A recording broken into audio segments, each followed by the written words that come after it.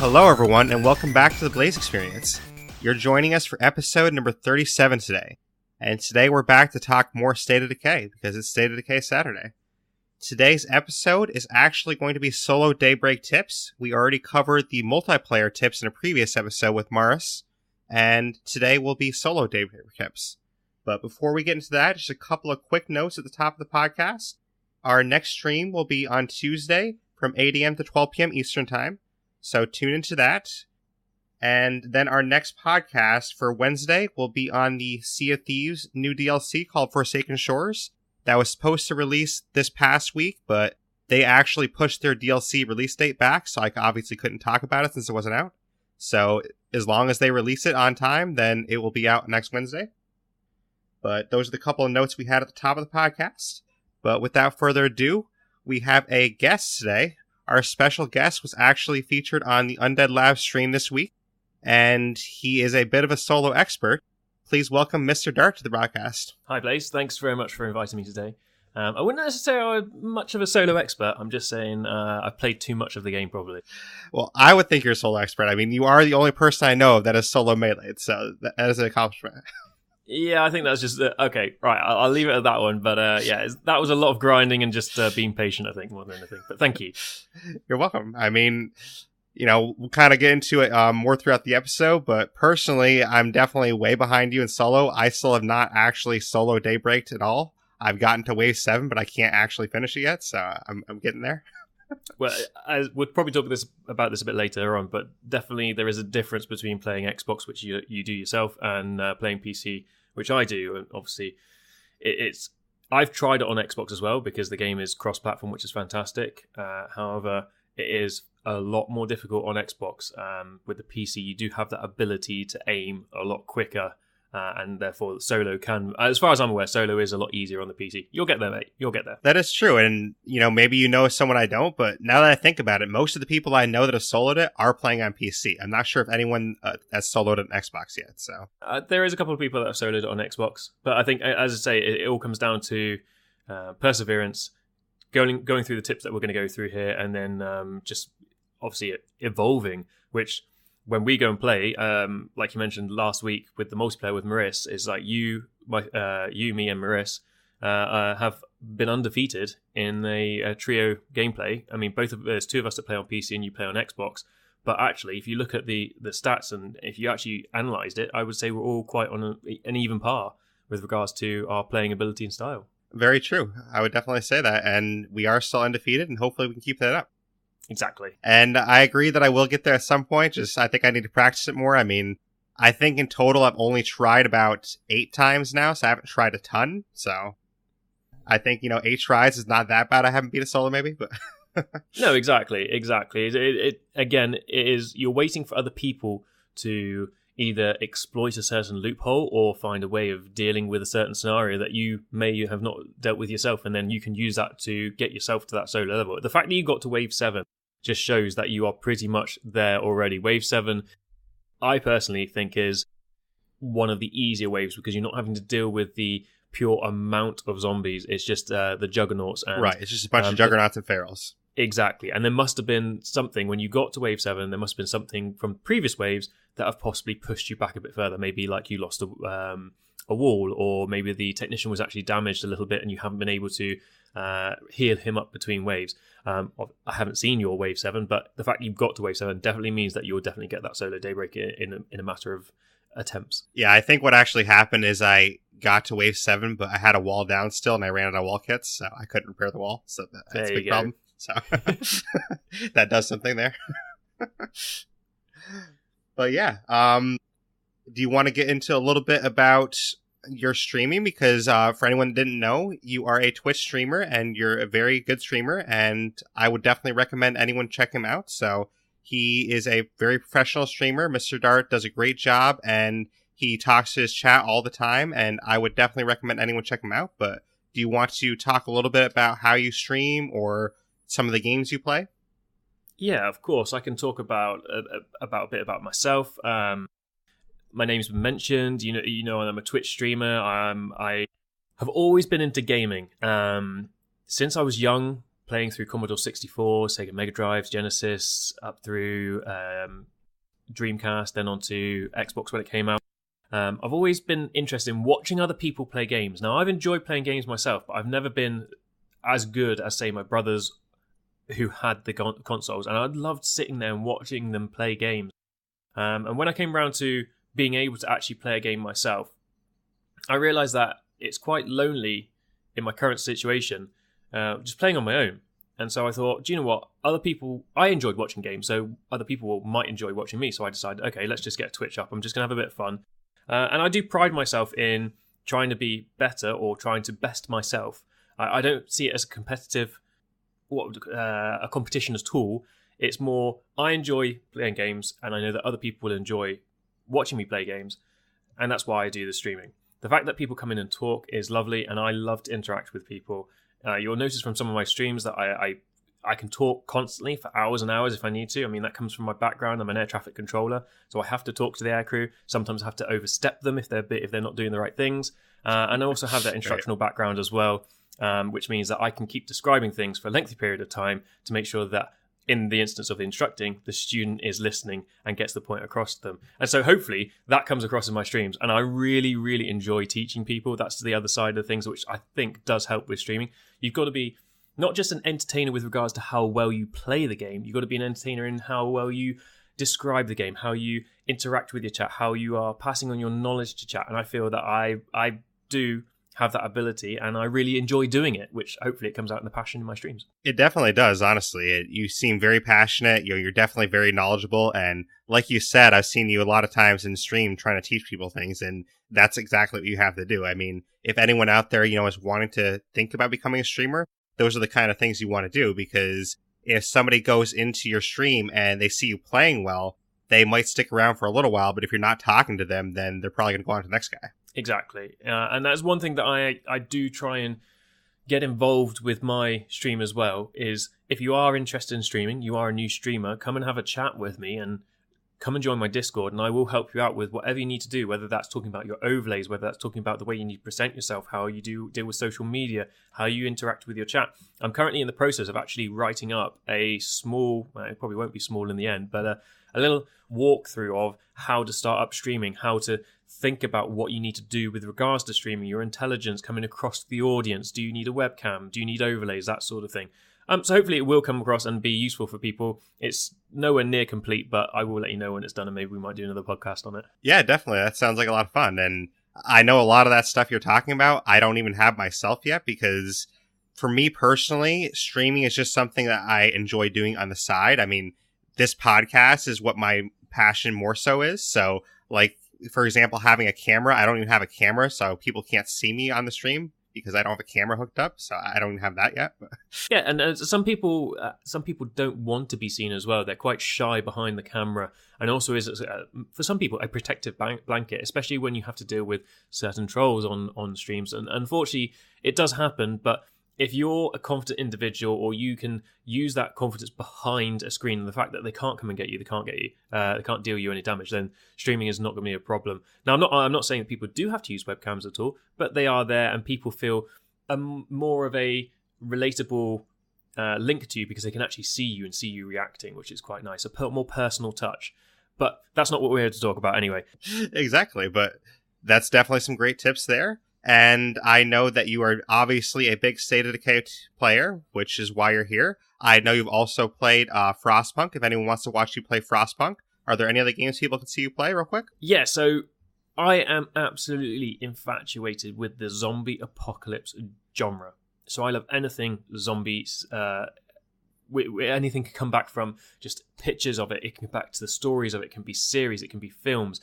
My favourite film is Dawn of the Dead, the remake. But I still love the old George A. Romero films, and it's just, I can't get enough of it. I think it's, in some parts, hilarious, but in other parts, I feel it could actually happen. I think one of the scariest films about zombies or reanimation is World War Z. What a fantastic movie, but it's scary because imagine someone being a body that is a body is infected and it's able to run at super speed towards you. Not just the standard crawling zombies that you expect in Resident Evil or in State of Decay, but these guys are actually able to race at you at a ridiculous speeds, and that scares me, and it feels, oh, this could actually happen in the future. But moving on to that, I love the fact that in gaming they've brought this genre in as well, and that what State of Decay have done, what Undead Labs have done with State of Decay, is the fact they brought in base management, they brought in resource management, which again are two of my favourite genres coming into gaming. I love a game that makes you think and makes you have to decide which direction you're going. Now, Frostpunk is very strict with that mindset, in the fact that you have to decide, which way do I go? I've got to make a decision with the research. State of Decay, not so much, but you still have that choice of base management. You still have that choice of what resources do I spend. Do I use my ammunition? Do I go for a melee weapon and actually damage it? I've got to go to this house where there is materials, but I've also got to go to this house where there's ammo, but I can only carry one backpack. Which do I take? Which enclave do I take? Do I take the medics, or do I take the still with the alcoholics? There's a choice there for you. And that moves me on to what other games that I do play. I love, as I said, base management, resource management. So you've got Factorio, you've got Frostpunk, I've just started They Are Billions, which again is a zombie-related game, but base management, not necessarily resource management, there's a little bit in there. But that's not just all of me. I'm very much a variety streamer, and as of tomorrow, let's see, so on the Friday, just before this gets released, I'm going to start playing Forza Horizon 4. I'm absolutely in love with the Forza series. I've got an Xbox, love the racing side of things, and that comes from playing with my little brother, who again loves it as well. We play loads and loads of Forza. I play that. I love the Call of Duty franchise as well, so I'm not massively into first-person shooters, but the Call of Duty franchise. I have put my hand at PUBG, at Fortnite. Not especially that great at it. I am getting better, and obviously Daybreak has helped me out a lot with that. But yeah, I do a lot of variety streaming, and they're the main ones that I'm going to be playing at the moment. Obviously, big releases coming out in the future that I will also be trying to get onto the channel. And there you go. That's a lot of variety there, so people can check that out. And I know Forza, for example, I'm actually going to cover that for at least one episode in the podcast, so that'll be something that people can look forward to hearing here as well. That'll probably be the week after it releases. I'll cover that for at least one episode, so that'll be something to look forward to. But you were mentioning with State of Decay some of the differences there, and I really like how you're mentioning that, because a lot of zombie games, I feel like the point of the zombie game is, okay, here's a machine gun, go have fun. And that's all a game is. Just, here's a machine gun, go shoot some zombies. And there's no actual other elements to it. Like, State of Decay has those other elements where there's base management, there's decisions, there's enclaves you can talk to, there's different leader types you can choose. A lot of zombie games, like you mentioned Call of Duty, for example, if you're playing Call of Duty Zombies, there's a little bit of other things to it, but more or less, if you're playing Call of Duty Zombies, it's just, here's a gun, go shoot something. Exactly. Most zombie-generated games, I think that's a word, it are very much based on the survival instinct. Resident Evil, you're trying to follow a storyline of as a detective, you're trying to actually build this case up. However, you are trying to survive. You go down Call of Duty Zombies, as you said. It's, again, a wave defense zombie survival game. Yes, Daybreak's come out exactly the same. It is zombie wave defense, but it's come out as a different direction for State of Decay to give a different element and to increase the difficulty of the game in total. Which again, something we covered in multiplayer, something that we can cover a bit later on. And the main game of State of Decay is fascinating because it's not just survival. It's the survival side of State of Decay is relatively simple and is, for a better word to use, easy, because the zombies aren't moving fast. They're quite spread out. You do have the odd horde. The hordes are getting bigger. They are getting stronger. However, it's nothing along the lines of a wave of zombies attacking you like you find in Call of Duty, that you can find in the upcoming World War Z. And then adding that extra element of base management. What do I build? Do I build an infirmary? Do I build the workshop? Do I build beds? Am I going to keep the morale up happy? Am I going to have to build a lounge? Am I going to build a trade outpost? There's lots and lots of different ways that you can go. And the fact is, it's not too complicated as well. The game is designed to be both PC and Xbox based. So there is that simplification. So on PC, yes, you can have more keybinds, but it's designed to be played on Xbox as well, because you want that cross playability for multiplayer, which is, again, another thing that's been brought into State of Decay 2. And it's fantastic. It's bringing people together, and that's what I like about the whole series of State of Decay. Is it evolved, and Undead Labs have thought, the developers, the designers, like Jeffrey, like Brant and everybody, how they've thought about what do the people want from State of Decay 2. And they've done an excellent job. Yes, there's a lot of people out there who are watching State of Decay 1 and want State of Decay 2 to be like State of Decay 1 with the storyline increased and all this to come out with the likes of Lifeline and the other DLC, which I've forgotten right now off the top of my head. But it's not going to be like Breakdown. that. It's a Breakdown, that's the one, thank you. It's a different game. It is a different game, but I personally feel it's evolved and it is absolutely brilliant. If anybody's listened to this podcast and hasn't downloaded State of Decay yet, what are you doing? Go and download this game. This game is amazing. Very true. It's zombie, it's resources, it's base management, it's multiplayer, and now we've got Daybreak, it's wave defense. It's fantastic. When people say, oh, but it gets boring after a period of time, then that person, I'm sorry, has no imagination and ability to push themselves. They just want to complete the game. They want to get the achievements. That's it, done. Game out the window. No. Get in that game and push yourself. Go, how can I beat this game and make it harder for myself? Let's get rid of any ranged weapon. Let's only use melee weapons. Let's get rid of melee weapons as well. Let's go CQC the whole time. All right, that's too easy. Right, let's get rid of stamina. Let's use only one person. Let's not have a backpack. Let's not use vehicles. There are so many different combinations that you can do to make the game interesting. And there is an infinite amount of game playability with State of Decay and Daybreak, that is. No, exactly. And like that no backpack one you mentioned, I know Surreal Scotsman tried that, and that's just crazy. I mean, I don't even want to try that. Like, no backpack? I mean, that's crazy. His playthrough was crazy. No cars, no backpacks, and no gun. Wow. I mean, he did it amazing. It's just a lot of running and a lot of switching out characters. But my God, that man, he did it. He did really well. But not only just challenges like that, too. There's other things as well. Like, say even just trying out all the bases. You could do one playthrough at each base and, achieve the legacy with each base. And that could be something you could try. You don't even have to make it more challenging for yourself if you don't want to. You could actually just try different things. Or the new Red Talent characters, there's 10 different skill sets. You can try and recruit all those Red Talent people into your base and have a whole Red Talent community. So there's different things you can try. There's different traits you can try to get. So there's other things that you can actually try and experience. So it doesn't always have to be about the challenges itself. It can be about other experiences you haven't had yet. Oh, maybe I haven't talked to this enclave yet. Maybe I can go talk to this enclave and see what they offer me. Very true. Very true. And I mean, I still haven't explored. I've got... I think last time I looked, I had over 300 hours of gameplay in State of Decay, and that was about a week and a half, 2 weeks ago. So God knows how many hours I've got now. But I still haven't been to every single base. I'm currently in more and more at the moment, and there's still Lock and Key and stuff like that on Cascade Hills. I still haven't been. I like Lock and Key a lot. I know I'm aware of it, and it is a really good base to use. But that's the thing. I haven't been to it. In the office, I haven't been to the corner office. I mean, there's at least 2 bases that I haven't been to on Cascade Hills. There's at least 3 bases I haven't been to on Mega Valley, and at least 3 bases I haven't been to on Druga County.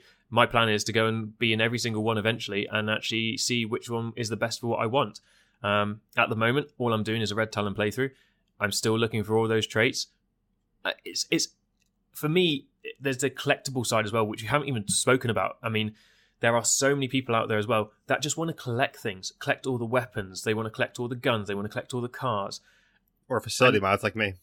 Exactly. And that's what makes the game infinitely wonderful and expandable. Exactly. And one other thing to touch on before we get into the solo Daybreak tips, you did mention how the game is fairly simple in some ways, but I think what's really cool about State of Decay as well is it kind of lulls you into a false sense of security sometimes, because there's runs where, like, I go out, all cocky. Oh, the play card, I can take out 2 play cards. They're right next to each other. Yeah, sure, why not? And I go out there all cocky, and I'm like, oh, wow, I almost died. So, yeah, very much so, very much so. That I keep saying on my stream that 2 of the hardest missions that I've come across are Freaking House, which is a feral in the house, and then that they call in more zombies and screamers and whatnot. And then the other one is I can't remember the name of it, but it pops up now and then. Local disturbance, that's the one. And you've got to grab that one at a very quick notice, because if you drive out the area, then you can't go and do it.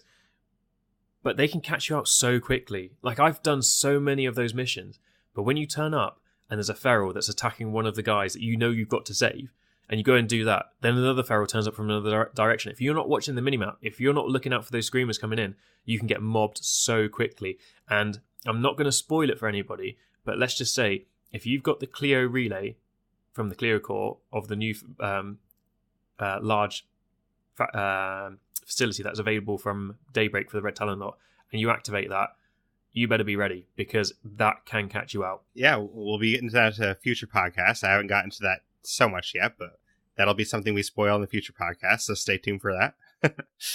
But yeah, like kind of like you were saying, one of the times I was streaming and I made a stupid mistake and I went to attack a play cart with a character I just recruited. You know, this character wasn't leveled at all, so I just recruited this character. I went to attack a play cart and I didn't bring snacks. And that was a horrible move on my part. I just wasn't thinking of it because most of my characters usually have snacks on them already. But this is a guy I just recruited, so I still made it out alive. But like, I'm like thinking in my head, oh man, that was such a dumb idea. Like, why did I do this?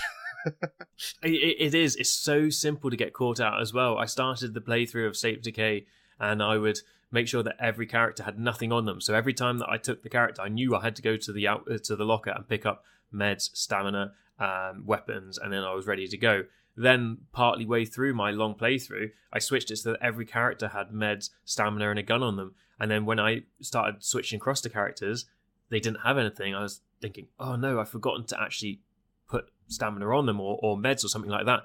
And it caught me out a couple of times, just as you said. Exactly.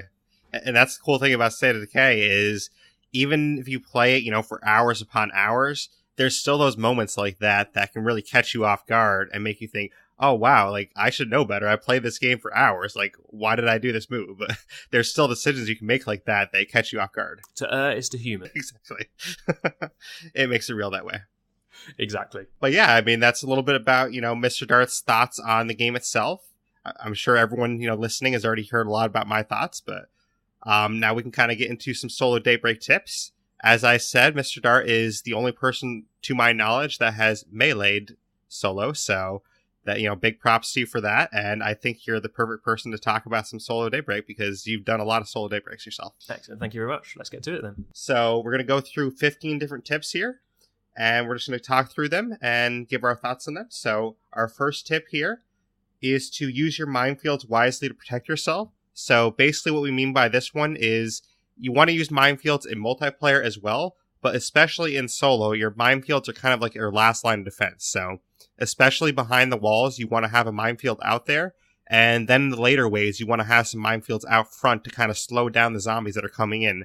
That way it kind of cuts your work in half for you. Exactly right. My initial setup is always going to be the blast rifle, which we'll cover a bit later on. The battle axe, again, which we'll cover a bit later on. And then the minefield. Not the pyro minefields, the normal deployable minefields.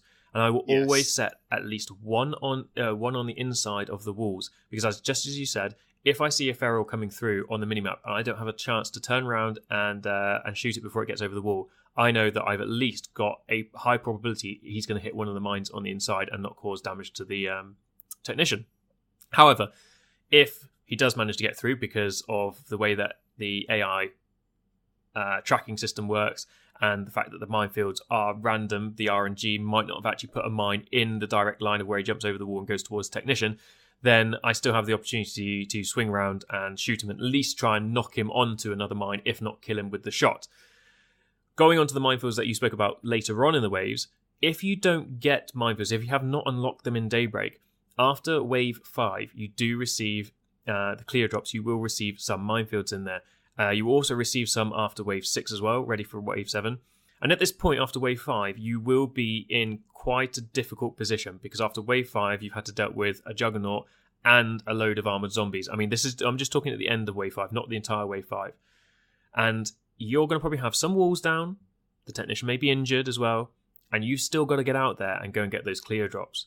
Now, the best thing to do, we'll talk about this a bit later on, is after you've dealt with your admin between waves, is going out there, getting the clear drops, and then setting 2 minefields up, one on either side. Sort of, you've got the main, what I call the main entrances. There's like a boulder in the middle of the map that you're facing out of your base, and you can set one up on the left-hand side, one on the right-hand side. This will give you chance and it will slow down the zombies at the very beginning to jump back over, do any wall repairs, heal in technicians that you haven't done already, and then get back on the other side. It will at least reduce the number of zombies coming at you. You need to do this for both Wave 6 and Wave 7. If that you have set up the mines and you have done all your admin, so all the walls are fixed, all the technicians are healed, you can actually use these minefields to your advantage with the juggernauts that come through and the ferals. The ferals will hit these first before they go inside. If you can start killing off the zombies and the armoured zombies before they even get close to the minefields and don't destroy them, you can use the minefields to actually knock down the juggernauts quicker. So a juggernaut will hit 2 minefields and they will probably take 1 or 2 shots from a blast rifle to actually put down on the ground. And that's a benefit to you because the quicker you take down those big guys gives you more time to take out the little guys and the bloaters that are going to come at you later on. And it just allows you to have that wall protected for a longer period of time and give you a higher chance of survival throughout the entire wave. Absolutely. And I definitely agree with all the stuff you said right there. So there's nothing, to disagree with there. But one little thing to add, I will say, is the minefield that you're going to place behind the walls early on. If, something goes wrong in the early waves and a lot of those mines blow up, definitely make sure you replace that minefield because that minefield is very important to you. So, don't say a wall goes down in wave 4 and you lose all the mines you have there. Don't forget to replace that minefield because that minefield is going to be important for you in later waves. Exactly.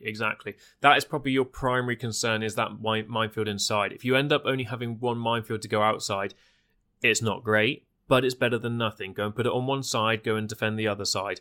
And then when the minefields are all gone, you can see zombies are starting to get through to the wall. That's when you can start sort of moving between the two sides and actually switching out between which side you defend from. Definitely. And if there's only one side, I would probably recommend the left side personally because a lot more bloaters seem to spawn on that side. So yes. Yeah, we were talking about this earlier. Left side does seem to be the more zombie intense side. Yeah, so if you only have one minefield, that's probably the side you want to place it. But you did mention this a little bit earlier. Our next tip is to either use the blast rifle or the heavy sniper rifle. I know you are partial to the blast rifle. I like both. I mean, for solo, I have tried the heavy sniper a couple times, and I did make it pretty deep in solo with the heavy sniper. The benefit of the heavy sniper is obviously that it takes down juggernauts a lot faster, but the downside of it is it basically only has 4 bullets because it shoots 2 bullets at a time, so you can't shoot a lot of zombies with it, and that's the downside. So it kind of depends on your preference of, do you want to take down the juggernauts really fast, or do you want to have more shots? Exactly. You've hit the nail on the head there. The heavy sniper is absolutely fantastic for penetration. You can take down armored zombies with 1 shot. Even if you shoot them in the chest, it's going to kill them. You can take down juggernauts with the 4 shots that you get from it. You can also take down 2 juggernauts. I haven't seen it yet. It was given in the Undead Lab stream where it can penetrate 3 juggernauts in 1 shot, but I have yet to see it in an actual live gameplay. I've seen it done with 2. I managed to get 2 juggernauts kneeling with the 4 shots that I have from a heavy sniper. But that's the one downside that I really don't like about the heavy sniper is the reloading of it so often after only 4 shots. Right. Because if you watch my gameplay, I do use a lot of the blast rifle, or I do shoot a lot more than I do melee. I can melee my way through if I need to, but I prefer to shoot because I've got plenty of ammunition to go the whole way through. That saying, the blast rifle is again a superb weapon. It's like a overpowered shotgun. It fires the round out of the end. The round turns into 4 buzzsaws that fly through the air and have the chance to either decapitate or dismember the zombie. Sometimes you'll take off all 4 limbs and leave the zombie lying on the ground with no arms or legs, and he's not going to cause you any problem.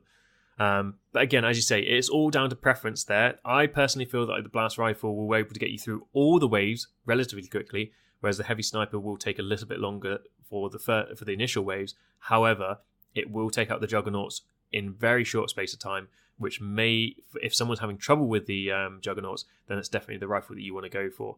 However, just pushing on a bit further from that, any of the clear weapons are very useful to use throughout the entire game. When you start unlocking them, I suggest you use them. The Cleo pistol, yes, only has 8 rounds, but actually it's more powerful than the 7.62. As long as you have enough ammunition, you can take down a juggernaut quicker than the 7.62. My personal preference would be, though, stick with the 7.62 because you have more rounds in the chamber and you don't have to reload as often. Then moving on, you've got the battle rifle. Again, a very, very useful clear weapon to use. SMG basically absorbs a lot of ammunition. Again, with the shotgun can take down the armored zombies pretty quickly. That saying, the assault shotgun's even better for taking down the jugs, but again, it eats through the clear ammunition very quickly. And then you've also got the sharpshooter as well, which is a more accurate version of the battle rifle.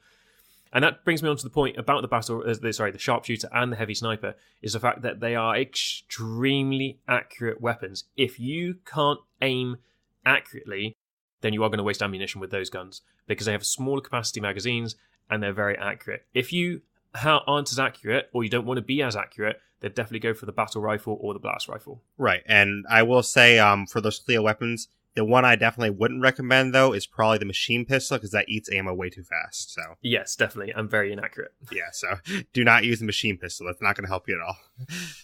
But getting back to the heavy sniper and the blast rifle, one last comment on those. I think this could be a situation where if you're on Xbox or PC, it could differ in that situation, because for me, I'm on Xbox, and when you're on PC, you're going to be able to swing around and, make your shots a lot faster than you are on Xbox. So for me on Xbox, with the heavy sniper, I can make less shots in the same amount of time that a PC player can probably make. So I like to do more damage in those shots. So that might be something to consider. If you are Xbox player, you might want to try the heavy sniper, just because you're not going to be able to shoot as many shots off as fast. That's something that I have noticed, actually, the difference between Xbox players and PC players. PC players do seem to shoot a lot more, whereas Xbox players seem to do the melee a bit more. I think it comes down just to the controllability, where the controls are, and actually the reactions, the reaction speed to being able to swing around and actually shoot on the Xbox. Right. So, definitely if you're an Xbox player and you want to use the blast rifle, go for it. I mean, it's a great weapon. I'm just saying that, if you're having trouble with that still, you might want to try the heavy sniper, because if you're able to get less shots off, then the heavy sniper will make those shots count better. But moving on, our next tip is to use the battle axe, or a low stamina cost melee weapon. The battle axe is the last weapon you unlock, so if you don't have that one, then personally I would recommend the Clio hand axe, which, is a pretty good damage weapon, and it doesn't use a lot of stamina. What I would not recommend, especially in solo, is something like the Great Hammer, because this uses a ton of stamina, and you don't want to use a ton of stamina when you're solo, because you don't have anyone else to back you up. You're all by yourself. Yeah, I fully agree here. The battle axe is absolutely brilliant. This was something that was brought up in the Undead Lab stream that I was invited to, and we were talking about the high stamina use weapons, so the long blade or the Great Hammer, as you discussed there. And the difference is when you're using the battle axe against the hand axe, both of them have relatively low ease of use. Relatively high ease of use, which means that they're using less stamina, which is fantastic. But the battle axe has a high lethality, so therefore it will be able to kill off the zombies quicker. What we're talking about here is we're not talking about normal zombies, because at pretty much the high rounds, you are one-shotting most of them with whatever weapon you use. It's coming down to ferals. It's coming down to juggernauts when you've run out of ammunition. It's coming down to taking the armored zombies out. So the battle axe is one of the better ones, because the dismemberment, the lethality is a lot higher than the hand axe. If you want to use the long blade, then go for it, because it does have the highest dismemberment and the highest lethality in the game. However, as we stated, it does have a very high stamina usage. And this is also the same with the Great Hammer. Again, very big lethality, but high stamina usage. You have got an ability to combat this, which is you're not using that often. Don't go sprinting around, just jog everywhere, and then do a quick flying strike attack, take a zombie out, and then walk off somewhere else, or possibly dodge out the scenario. If you run out of stamina, you've obviously got your snacks and your stims, and we will talk about this a little bit later, but there's also the other option in the early ways, if you're going to use those high stamina draining weapons, is using the crouch. Not just pressing C, because you go into sort of a standard sneak crouch. I'm talking about PC when I'm saying pressing C. I can't remember what the key code is for B Xbox. on Xbox, B. But actually holding it, so holding C on PC or holding B on Xbox, you actually go into an extremely low crouch. There's 2 levels of the crouch, and when you get into the bottom one, you get your stamina back extremely quickly. Right, and that's definitely a good tip, and that's not one I actually use a lot myself, so maybe that's something I can try more in solo, just to get my stamina back faster, but especially if you're using those high-cost stamina weapons, then that is definitely a great tip for that. Personally, I just avoid them altogether, because like in the base game, it's fine, but in the Daybreak mode, I mean, so many zombies come at you so fast, and I don't want my stamina to be drained. So personally, I don't use the high cost stamina weapons at all. I just stick with the battle axe every time. But moving on to our next tip. this is one that I know you are definitely big on as well.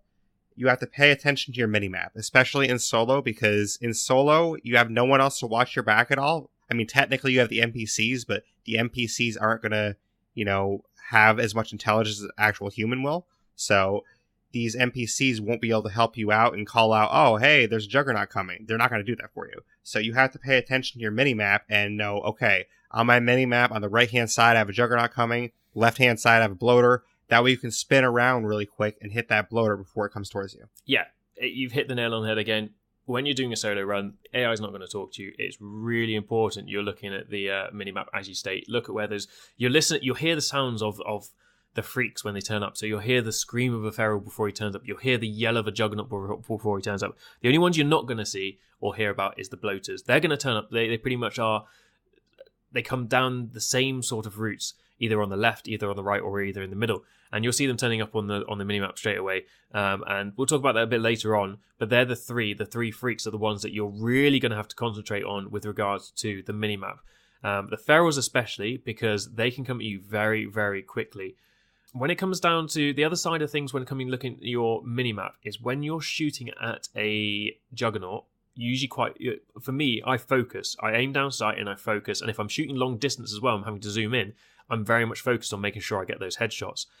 The problem is that does take my attention away from the minimap, and sometimes I do get grappled by a zombie, and that means that I've let my guard down. I haven't looked at the map too often, and you really do have to check on your map all the time. Make sure you see where the zombies are sneaking up on you. Make sure you hit that dodge just as they get on top of you, and get out of that situation. Another tip as well that I've only just started to realise, talking about the minimap as well, is if you are distracted and you are focusing a shot that you can't necessarily dodge all the time, listen. Use your headphones, listen intently, because you can hear when the zombie is going to grapple you. You can hear when he's getting really close behind you, and you can actually use this to your advantage. You hear the noise getting louder. All right, quick, check the minimap. Right, dodge, out the way, shoot again. And it is so minimap is really, really important. Also, another little tip is when you're riding a Juggernaut, when you're doing the final assassination or finishing move on him, watch your minimap as well. Your minimap will grow because it's based off the height of the person, or I believe it's based off the height of the character. So as you get higher, you can see further across the minimap, or else it's a little bug that Undead Labs haven't seen. But your minimap will actually grow and expand very quickly because you're riding him and going up and down in elevation.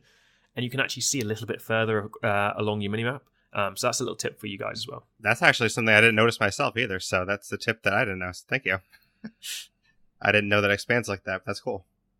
But yeah, like you said, I mean, that's definitely important to, check the minimap. And it's really important to make sure you look out for all those things. One of the main things that you pointed out is getting grappled. And I want to say that, in solo, getting grappled is even worse, because if you're a multiplayer getting grappled, if Mr. Dart's grappled, I can go over and shoot that zombie off of him, or I can cover his side for a little bit. If you're solo and you're getting grappled, not only are you taking damage from that guy that's grappling you, all the waves of zombies are coming in and nothing is happening to stop them. So you really want to try not to get grappled as much as possible. Agreed. But along those lines, our next tip is actually right in line with that. Our next tip is to dodge and shoot as much as possible. And this is something that I've seen you do on stream a lot, and I think you've been very effective with. I think I'm getting a little bit more effective with it myself. It's a little bit harder to master on Xbox, but I think I'm getting decent at it. And what we mean by this is when you're, say, taking on a Juggernaut, for example, you want to shoot the Juggernaut, do a quick dodge, shoot him again. That way you can keep shooting that Juggernaut, keep focusing on that Juggernaut, but the other zombies won't get you. So you want to keep dodging out of the way and keep focusing your shots. Yeah, you've again and hit the nail on the head. When the Juggernauts arrive, you're generally being mobbed by a lot of smaller zombies, either standard zombies or armored zombies. And this just gives you the ability to be able to keep shooting the zombie, because as you dodge, the game still thinks you're technically reloading your round for the next shot. So you kind of use that blank time that you would do when you're reloading to dodge out the way. And it also breaks the AI for the other zombies to grapple you, as we've just stated. It's very useful to use. I tend to, on the computer, on the PC, use my movement to the left, because it's just easier for me to use my ring finger to hold the A, and then I'm using my index finger to hit the C, so I'm dodging. And then if I run out of movement to the left, I'll start actually going forward and backwards using my middle finger. And you could try and do a right hand dodge, but it's a lot more difficult. You'd probably have to use your index finger and then use your thumb instead of space. So it is the ability to go back the other direction. But for me, I personally dodge to the left as much as I can, then I'll dodge forwards and backwards. And you'll dodge through zombies, you'll see them turning up. But also, whilst you're doing that dodge, as you dodge backwards, sometimes you'll see those zombies who are trying to grapple you, that are following you all the time. And instead of shooting the jug, you can actually have them in the perfect line of sight to shoot them in the head, get them out of your way, and then you can carry on shooting the juggernaut as well. So it's a twofold. One, you're not getting grappled by the zombies while you're shooting the juggernaut whilst you're reloading. That's only not fully reloading magazine. This is just reloading one round. And then also you may have the ability to see the zombies that are chasing you, causing you pain, and you can shoot them, get rid of them, and clear out. So you're not actually going to get grappled anytime soon. Right, exactly. And the cool thing about that dodge and shoot maneuver is it kind of offers you a moment of clarity where, like, in the example you gave of dodging backwards and seeing the zombies that were going to grapple you, another example where it kind of gives you that same sort of feel is if you dodge out of the way, you're trying to shoot a juggernaut, you might notice a bloater out of the corner of your eye and then quickly train your shot on that bloater instead and then go back to the juggernaut. So that dodge kind of offers you a moment of clarity where you can't get hit and you can kind of think of your next move while you're doing that. Yeah, very much so. Bloaters are a pain in the butt the whole time through solo because you haven't got someone there covering you while you're focused on the juggernaut. And using that dodge, if a bloater does rush you, you could have just timed that dodge perfectly to be out the range of the bloater smoke. So you might actually get out of the way. So keep shooting, keep dodging. I predominantly only use that for juggernauts. Everything else you can pretty much just sit in a single location and be able to take all the rest of the zombies out. But juggernauts definitely focus and shoot and dodge, especially when you're getting mobbed by all the other zombies. Absolutely. And if you are, crazy enough like Mr. Dark to try the solo melee challenge, then the dodge is definitely effective for those bloaters too, because you obviously can't shoot them. So you want to try and run up to them and then dodge out of the way. That way they fall. So yeah. They're sometimes the dodge doesn't quite work, and you're completely right. Inhaled that horrible skanky gas. Yes, which is never good. But you got to try what you can, right? Exactly. But moving on, our next tip is to watch your stamina closely. And this is an important tip for solo especially because in solo, like we keep saying, you don't have any multiplayer people to back you up. You don't have any teammates to back you up. It's just a couple of NPCs. And the stamina that you have, that's all the stamina for killing the zombies. So if you're fighting a bunch of zombies and you suddenly run out of stamina, then you're in a really bad spot. I mean, obviously you can use snacks and stims, which you want to do, obviously, in that situation, but you want to try and avoid getting all the way drained on your stamina as much as possible, because the more you get all the way drained, the more you have to recover that stamina. And then all that time that you're recovering stamina, you're either getting hit by zombies or zombies are tearing down your walls. Yeah, exactly. Everything uses stamina. Climbing walls, striking zombies, doing flying strikes, dodging, running, sprinting. Sorry, not the running, but the sprinting uses up your stamina. And that is going to be your biggest problem with a solo run, is going to be your stamina at the very beginning. Now, don't get me wrong, you have got enough ammunition, the fact that you can stand on a spot and shoot all the zombies in the first couple of waves without even moving from a spot. However, in the later waves, you are going to need to dodge. Thankfully, in the later waves, you do get your stimulants, which are much greater usage than snacks. But at the very first few waves, 1 through 3, I would definitely say try and hold on to your snacks as much as possible. Don't do too many sprints. Use your flying strike wisely. And when you have to recover your stamina, try and use the double crouch method rather than actually using a snack. If you need to use a snack, only use it in extremis, which is when you have to dodge out of a way of being grappled, and then use a snack and then get out of the way again. For me, it's a last resort. If I need to sprint, the only times I really sprint is to get across let's say we go from wall 1 over by the Waffle House to wall 5 on the hotel side. That's the only time that I'll probably sprint across if I'm having to go and grab a bloater so he doesn't get across the road, or I have to get one of the zombies in the corner that the AI is not destroying. Other than that, try just jogging. Don't sprint. You don't need to sprint everywhere. The walls will hold up fine enough, and your AI actually do a pretty good job for you. Or if a wall goes down, you obviously might want to sprint in those situations too. But yeah, I mean, it's not... When a wall goes down, this is the thing. A lot of people get stressed with the wall going down. I mean, I don't think we're going to talk about this a little bit later, but with regards to walls, if a wall goes down, all you have to do is rely on your minefield, which you've already said about putting down inside. If you haven't got that, then just make sure you're defending your technician. Zombies will beeline for the technician. Now, the technician can take on one zombie himself alone. So if there's only one zombie coming, even if it's an armored zombie, you let him deal with it, okay? And you don't deal with him at all. You go and patch up the wall and do whatever you need to. If there's multiple zombies coming, especially in Wave 5, where armored zombies swarm you, you need to get in there and you need to be flailing like you're fighting Mayweather. There is nothing. You just Exactly. need to keep going. There is, as if you've got blind luck going, you just need to swing that axe, swing that mace. You need to do what you need to do to defend the technician. But don't get so sucked into when a wall goes down. When a wall goes down, your AI is going to be there to help you. Use your explosives, keep the zombies away, and repair that wall. Don't stress. It's not a big deal that a wall's gone down. It's really easy to come back from it. It's just a lot of people get so focused on, oh, wall's gone down, I've got to repair it. No. It just means that you're narrowing the way that zombies can get into you and where the AI is going to be shooting. If necessary, just go and clear out all the other walls, go and defend the technician, then repair the wall. The AI is not as bad as you think. Yes, they're not going to talk to you. Yes, they're not going to necessarily shoot the zombies that you want them to shoot, but they have got a priority list, which is 1, defend the technician, 2, juggernauts, 3, ferals, 4, armored zombies, 5, bloaters.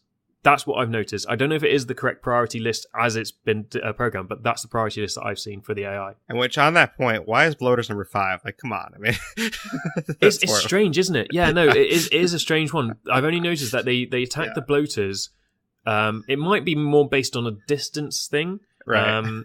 As in the fact that the closer the zombie is to the technician, unless it's a juggernaut or feral, they will shoot that one first of all. And as bloaters are so slow moving, they're usually at the back when you've got zombies against the wall, that they won't get shot by the AI.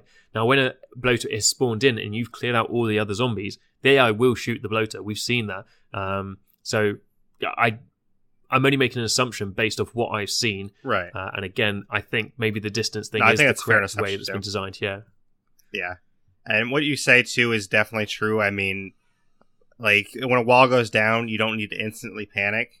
I'm just saying that more so, you don't want to go the other route either. You don't want to go, far in the other direction where, a wall's down. Oh, well, I have 2 AI back there. They can handle it. Like, you don't want to rely solely on your AI. You want to make sure that they're in a good spot too, because your AI isn't as good as you think, but also, as you say, they're not as bad as you think either. So your AI is not going to be as good as you are. So don't expect them to be. No, exactly. It's all about intelligent gaming.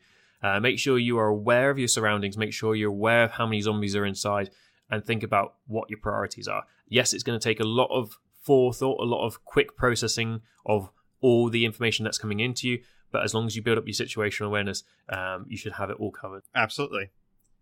But our next tip is kind of along the same lines of the stamina one from before. This one is to try not to sprint too much and instead shoot from a distance to conserve stamina. So this is kind of right along the lines of what you were just talking about. I mean, you don't want to sprint. You were saying that you only sprint from like wall 1 to wall 5 or something. And this is right along those lines, because if you can get a shot off instead of sprinting, you can save that stamina for using, close combat melee, and then you can take out the long distance zombies with a shot. Oh, exactly. I mean, if I'm doing a solo run with a gun, I don't think I actually use my snacks at all. I will switch them out when stims come, but I don't think I will use them at all. If I'm doing a melee only run, that's the only time that I will be considering saving my snacks and stimulants.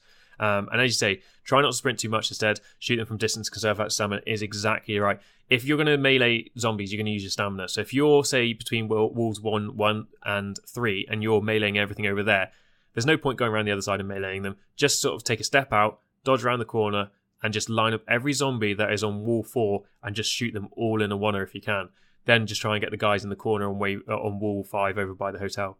It's a lot better to do. It'll take a lot less time. No, absolutely. And I just want to mention quick, too, with these tips. I mean, I'm not saying that, like, these are, rules that we stand by every second we play. Like, this not sprinting rule, I even break it sometimes myself because you get caught up in the moment. It's like, oh yeah, let me kill these zombies. Let me sprint and overkill them. And you're like, oh wait, why am I sprinting? So it's not like, we never break these rules either.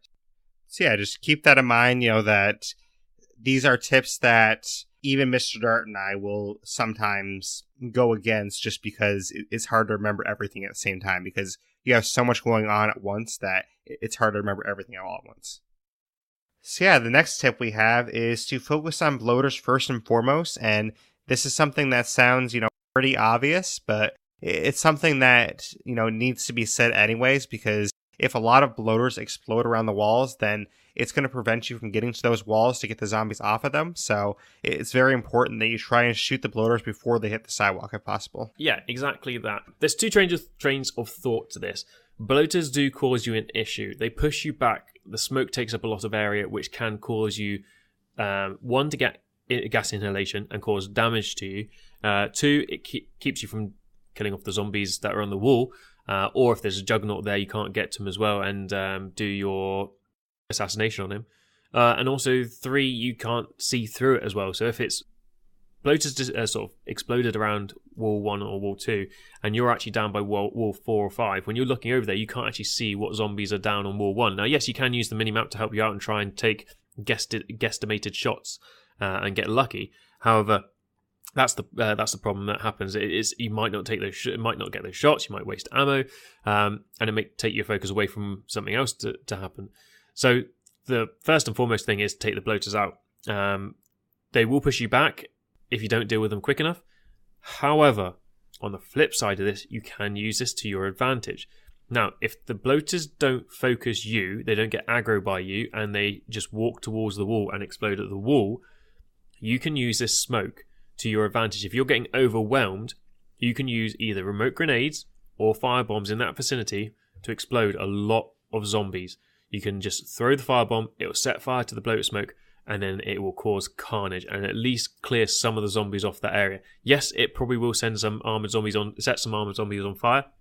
However, it will clear a lot of zombies out of the way and reduce your workload a little bit. So there's two trains of thoughts there. My personal one is keep them well away from the walls. Yeah, I would agree with that train of thought too, because I know you listened to my previous podcast, but the podcast I did about explosives, I talked about how the fire is just not very useful to you. And I mean, the fire bombs, I understand for getting rid of the bloater gas. That's why that's the one I said, you want to use sometimes maybe. But in general, fire in Daybreak is just bad for the player because if you catch yourself on fire, then it's really bad. You're going to knock yourself down. You're going to take damage from that. And you could actually die from that fire. Same goes for the technicians. So, you want to be cautious about where you use that fire. I mean, definitely don't throw a firebomb at the technician. That's not going to be helpful. So. No, not at all.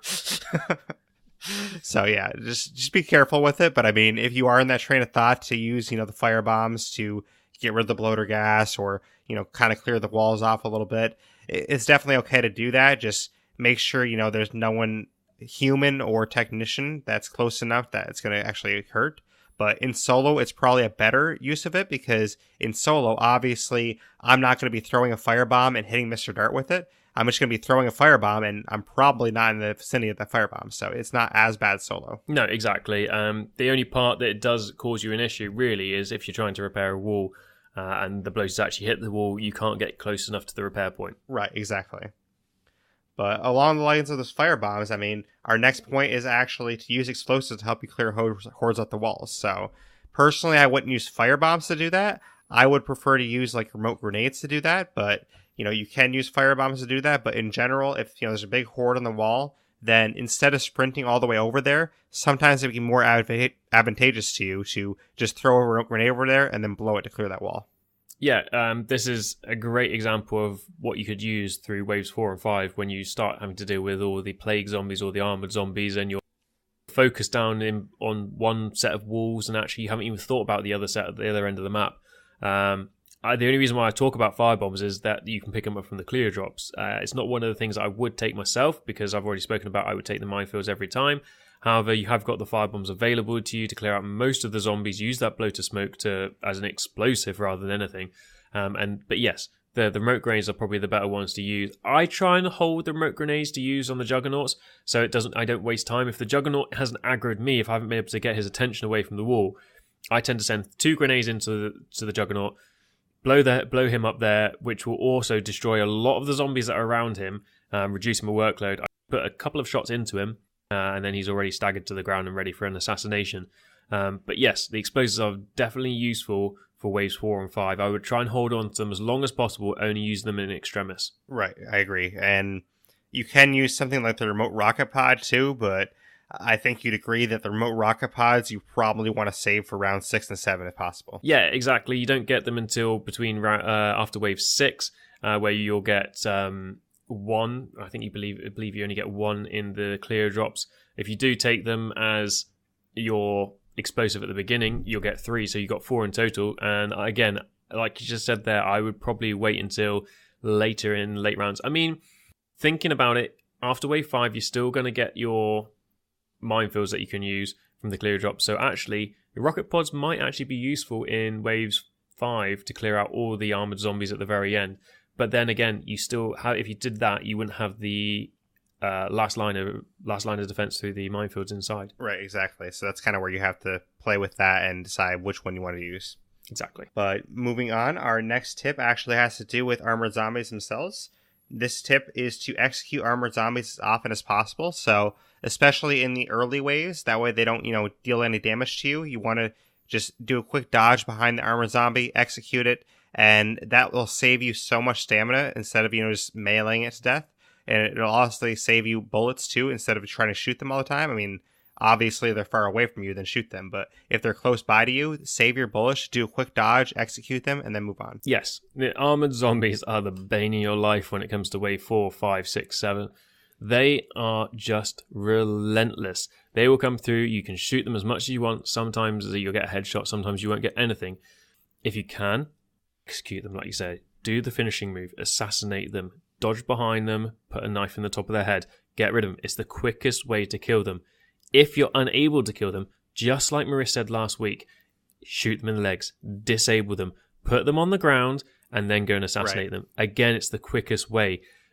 Sometimes you will see me. I won't necessarily do the assassinate because there's too many zombies around me. And if I dodge through them and try to do the assassinate or execution, I'll end up grabbing another zombie. So I'll just, in some instances, just be flailing around with the battle axe, just trying to get rid of all the zombies that I can, switching back and forth, stunning the zombie. Because the armored zombie takes a couple of hits from a melee attack, hit him twice, move to a different zombie. So try and move your left stick, change your WASD to a different zombie and click, and hopefully you'll try and take on another zombie. Hopefully it'll be one without a helmet on, and you'll be able to take at least try and decapitate them with one shot, and then go back to the armored zombie.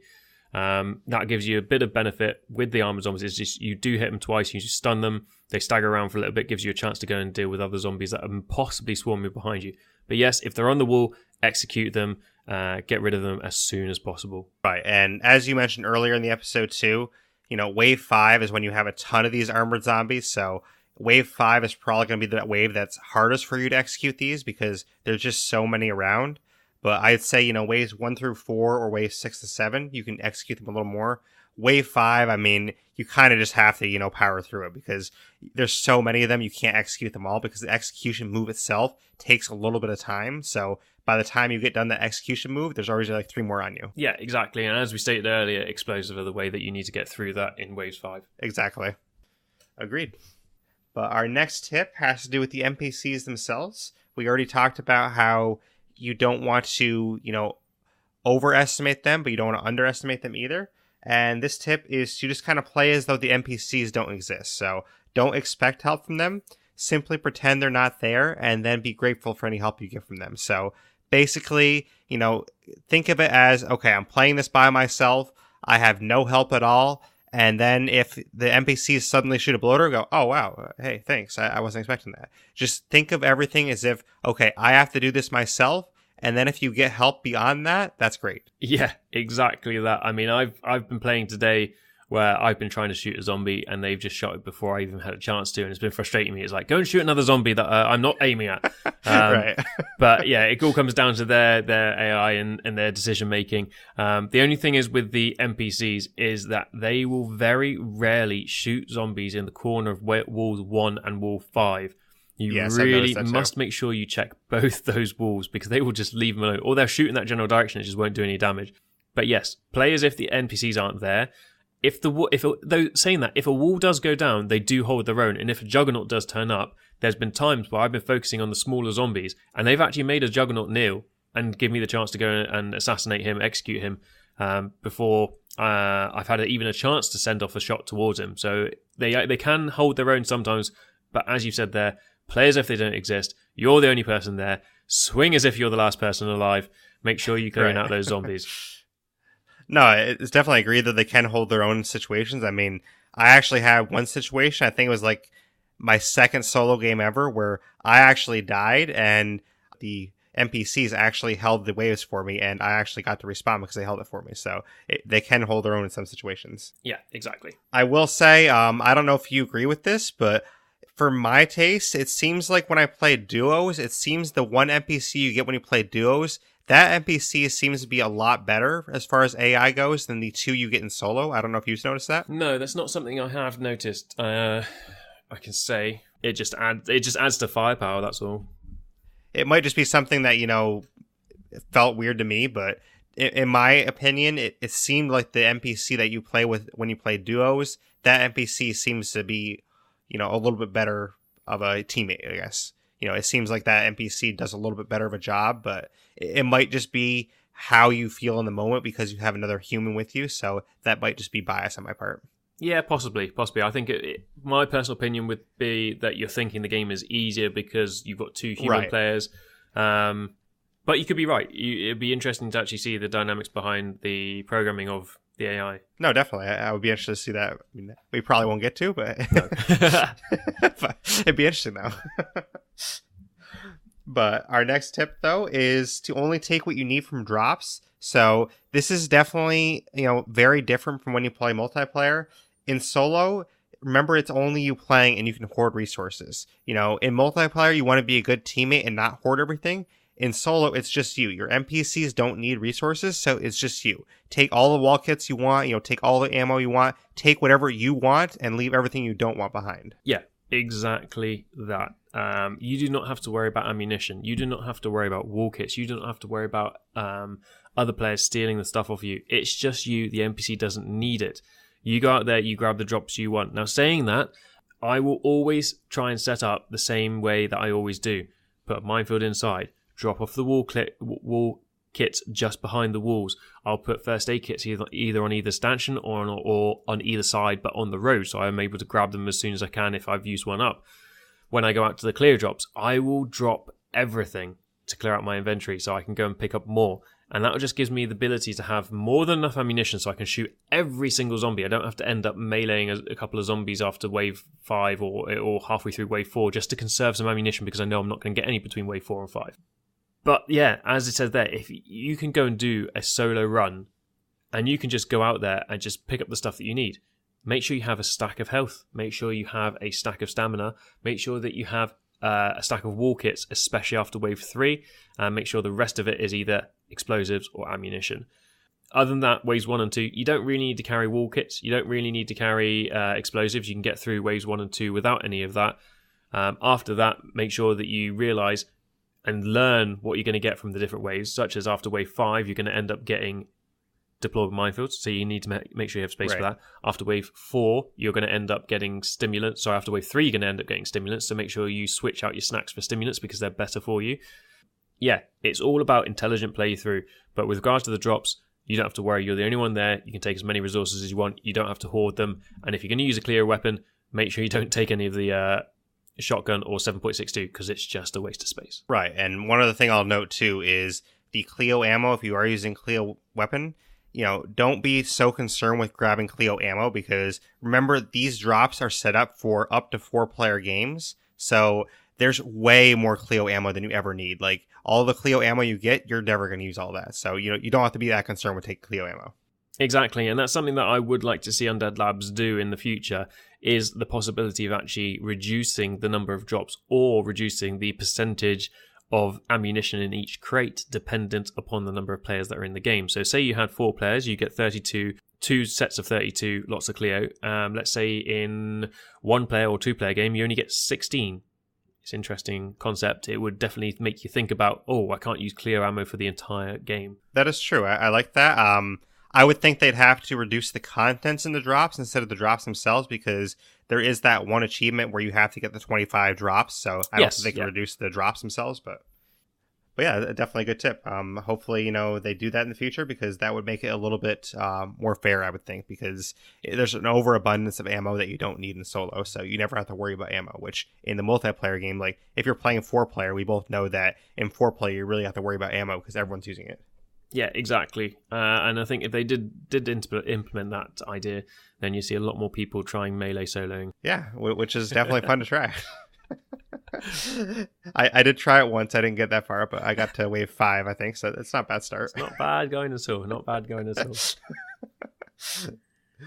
But our next tip, which is something that you kind of mentioned with dropping things in areas you need, you want to make sure all your resources are either on your person or easily accessible near you, like on the ground, the catwalks, or something like that.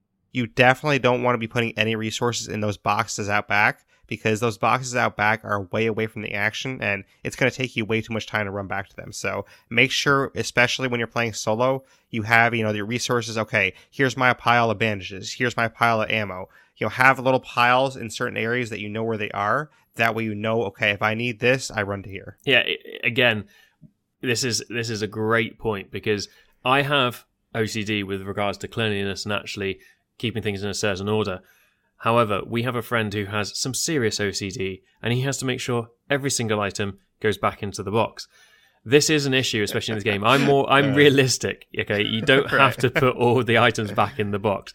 You need them to have them on hand where they are going to be resourceful, where you're going to be able to grab them quickly. And instead of we've discussed in the multiplayer earlier today when we were playing, is like we were dropping items on the floor for each other. It's like we don't need to run back to the boxes to drop everything off. We can just literally drop on the floor, pick it up, and it's gone. Or you just put it in a little area that you use it for.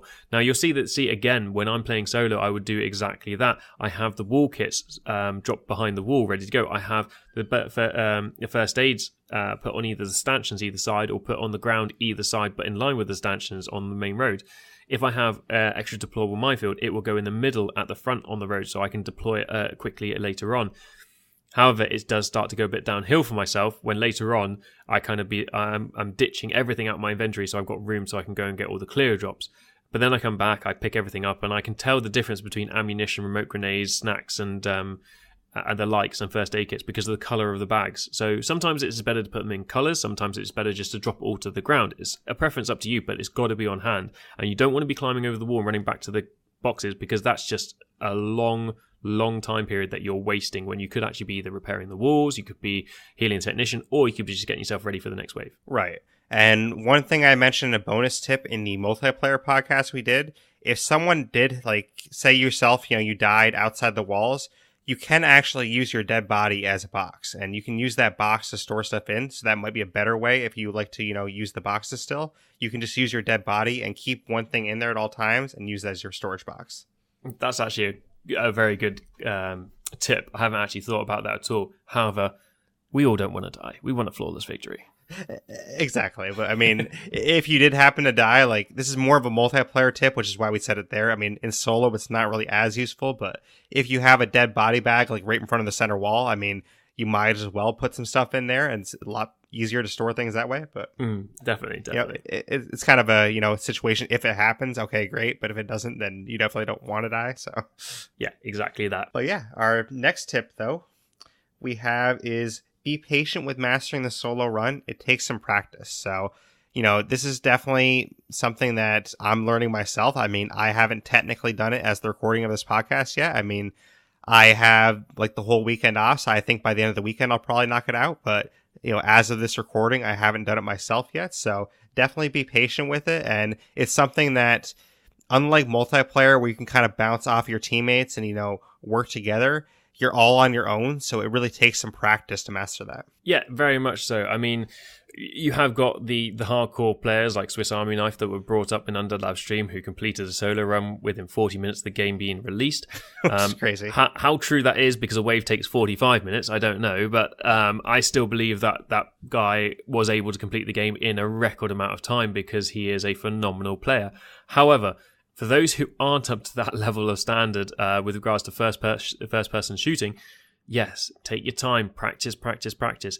Even when you go to the top streamers and you have a lot of people asking, going, how do I get better at this game? How do I get better at this game? How do I shoot people? They don't turn around and say, you're not aiming for wins. You're not aiming to win the game. You're aiming to practice killing other players. And this is exactly the same with this game. You're aiming to practice killing zombies in the quickest possible way. And if that means you have to do waves 1 through 3 over and over and over again, yes, it's going to get tedious. But guess what? You're going to get better. You're going to get better at aiming for their heads. You're going to get better aiming at their weak spots. You're going to get better at kneecapping armored zombies when they're halfway across the map as they're running past you. You're also going to unlock better weapons as well. So you just need to keep practicing. Think about your flying strikes. Think about your assassinations. Think about reducing your stamina. Think about what you can do with your explosives. There's so many different things. And that's even before you're thinking about situational awareness with the likes of a map, or realizing when clear drops are coming down, what are in the clear drops, what ferals are turning up that wave, what juggernauts are turning up that wave. Thankfully, I've played it so many times that I pretty much know what's going to be turning up next, so I can plan for that action to happen. And when you've played the game enough, you'll also be able to master the solo run by knowing exactly what's coming up, how many rounds you've got in your magazine, whether you need to reload, whether you need to chuck a grenade across to the other side, whether you need to jump inside and actually do some healing of the technician if you've got time, or repair a wall, because sometimes you do have that. In the middle of a wave, you've got time to jump inside and actually repair a wall before you have to get back outside and deal with the rest of the zombies. It just takes practice, and practice only comes from being patient with the game. The game can be frustrating. I've got so wound up so many times when either that I've had a game freeze, or whether that I've actually lost a Daybreak because I've been stupid and haven't actually followed my own rules. But you just need to be patient, and you'll soon master it. You'll soon get through. And Blaise is just a perfect example as well. He hasn't got the solo run yet, but he's got to wave 7, and he knows where his little mistake was, or he knows where he lacked the efficiency that he required, and he's going to go back. He's going to master it, and you're going to get it. Agreed, and I will get it eventually. It's just going to take me some more tries, but I will get there. And that's, one great thing that you mentioned too is, like, say you keep getting to wave 5 and you keep dying on wave 5. Don't think of it as, oh, all I can do is wave 5. I can't, ever get past wave 5. Think of it in the sense that, the more times you get back to wave 5, think of how easy it was for you to get back to wave 5. So if you can just clear wave 5, think about how easy it's going to be for you next time to clear wave 5. So think of it that way. Yeah, definitely. And as I said, as you unlock more items, the game does get easier, especially when you get the blast rifle and then when you get the remote mines. Agreed. So, definitely be patient with the solo run. I mean, as you said, be patient with the game in general. I mean, it does take some time to learn, multiplayer as well, or the base game as well. But if you're playing solo Daybreak, I would say it takes even more patience, just because it's something that is harder to master, first try than the base game or multiplayer Daybreak, I would say. Yeah, I would agree with that. But we do have one more tip. Tip number 15 is actually one that Mr. Dark came up with himself. So I'm going to let him talk about this one. But this one is plan wisely between waves. So you want to tell people what you mean about that? Yeah, so the best part of Daybreak here is the good defense is your best offense. Now, if you have a wall that is damaged, if you have a wall that is gone, it's going to be your weak point, and the zombies are going to fly through it and go after your technician. So between waves, as soon as your wave is done, even if you've got the timer down in the green and you've got 15 seconds left to go, get over the wall, repair those walls immediately, heal the technician, get those. That is your defense. You need the walls up, you need the technician healed. Do that before you go out for any of the clear drop, because you usually have more than enough time to actually go out and get the clear drops on your own in a solo wave. It's only when you're actually going over your wave time, when you're dealing with the last juggernaut, that you're really going to struggle to get out for the clear drops. And to be honest, you can probably pass the additional waves, even though it will be more difficult, but you'll be able to pass them without getting some of the clear drops. The most important thing is having those walls up. They will give you time, And time is money in Daybreak. It really is. If you don't have those walls up, the zombies are going to fly through. They're going to get at your technician. And if you're trying to defend your one technician, your tiny person, against a flood of 15, 20 zombies, it's a lot more difficult than just trying to defend against 15, 20 zombies that are spread over a wall, literally not moving. Right, that's exactly right. And that goes back to what I said earlier. One of those runs that I tried solo and I went to either wave 6 or 7. I got to wave 7 and I had like 2 walls down already and I had no wall kits to repair it. So I'm like, well, I kind of mismanaged my wall kits here. So this is not going to go well having wave 7 start with 2 walls down already. Yeah, exactly. I mean, there is advantages to having a wall down because you can funnel the zombies through. Some of the zombies their AI will track them through the wall. And I mean, that is a great military tactic in the first place, is funneling. But unfortunately, the AI is not that clever. They will just go towards another wall and they will destroy another wall. If they didn't, then it would make the game so easy because you'd literally sit back and just wait for them to come through the same gap in the wall the whole time. But yeah, if a wall is down, don't stress. Just clear out the rest of the zombies, and then as soon as the wave is over, get over into the inside and repair those walls immediately, as many as you can. Start with the ones that are missing, then go for the ones that are red, then go for the ones that are orange. If you haven't got enough wall repair kits, at least get a wall there of some kind. Go out to the clear drops, pick up the rest of the wall kits, and then repair the rest of them. If you don't have the chance to repair all of them before the next wave starts, don't worry. Don't stress out. Clear off the zombies. There'll be a little gap between sort of the mini waves within the waves that you might be able to jump back over the wall and do a quick repair. Absolutely. And just a quick thing, which I don't know if you've seen this. I'm sure you have, but it's funny you mentioned that the AI doesn't, do what you want it to do in terms of the zombies because you want to kind of funnel them through that one wall. I've had juggernauts come inside the walls and then turn around and start hitting another wall. I'm like, are you serious? Like, why are you doing this to me? No, I haven't actually seen that at all. Yeah. That's quite a funny one. I mean, that's good because at least he's not going towards the technician. That's all I can say. But I'm like, why are you doing this? Like, he comes in the down wall, he turns around and starts hitting another wall that's still up. I'm like, oh my God. It only happened to me once or twice, and I'm like, I can't believe this is happening right now. He's like, he wants to take down all my walls.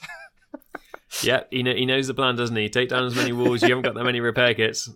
Exactly. He's like, all my friends must come through.